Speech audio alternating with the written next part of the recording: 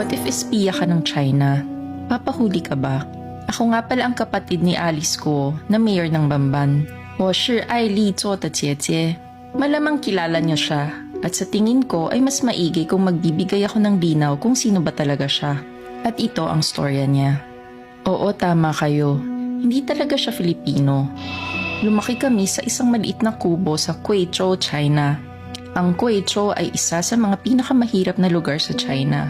Kadalasan, ang triad ang nagpapatakbo ng bayan namin. Kung di mo alam kung ano ang triad, isa itong organized syndicate sa China.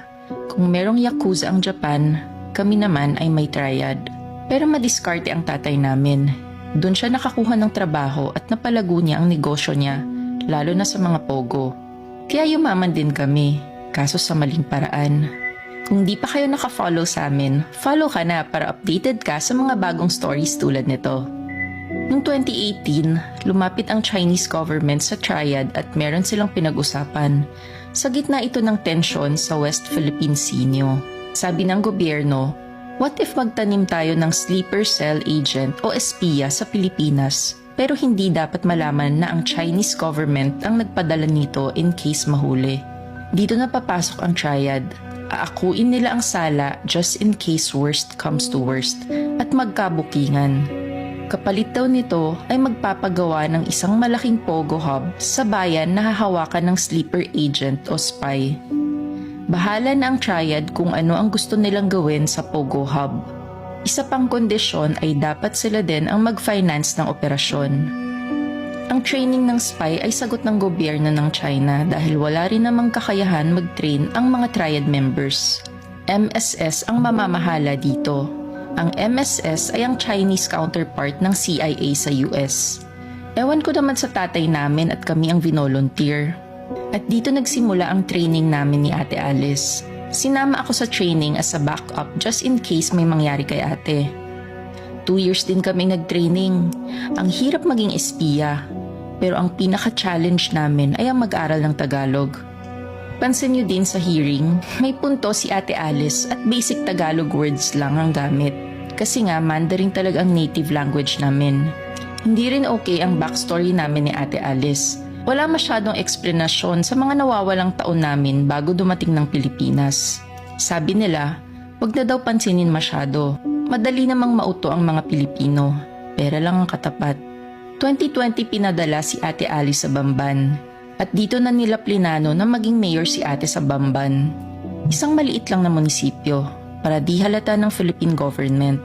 Nakapag-register din siya as a voter at nakapasa din sa COMELEC checking as a mayor candidate. Akalain mo yun, pera lang talagang katapat. And the rest of the story ay alam niyo na. Nanalo si ate bilang mayor. Nakapagpagawa siya ng malaking pogo site. At pati ang mga pogo workers ay ginawan din nila ng peking passport at birth certificate. Marami ring natutunan si Ate Alice sa Philippine government, lalo na sa emergency response nila in case may aatake. Lalo na din ang mga plano sa West Philippine Sea. Yun nga lang, na-raid ang pogo site na ito at na-trace kay ate. Magaling din si Ate Alice at nalulusutan niya ang mga tanong. Ang nakakatawa dito, kung sa ibang bansa ito, bitay ang katapat ng espionage. Pero dito sa Pinas, parang circus lang. Nakakatawa. Kaya nakikiride na lang din ng Chinese government sa circus na ito. Ginawa ng madramang backstory si ate. Nasa farm lumaki at anak ng katulong. Kasi mahilig sa mga gantong storya ang Pilipino. Nakakaaliw. At hanggang ngayon ay di pa rin inaaresto si Ate Alice. Kamote talaga ang Pilipinas. Pero kausap ko siya last week. Sabi niya, nagustuhan na daw niyang tumira sa Pilipinas. Ayaw na daw niya maging spy. Pipiliin niya daw ang Pilipinas. Sabi ko naman, papatayin siya ng triad or ng MSS kung malaman nila ito. Di ko na rin alam kung ano nangyari, kung sinabi niya ba o hindi. Di ko rin alam kung isang propaganda ang sinabi niya sa akin at ito din ang next niyang sasabihin sa media. Ang alam ko lang, ilang araw ko na siyang di nakakausap. Baka napatay na siya ng MSS or triad dahil pinili niya ang Pilipinas.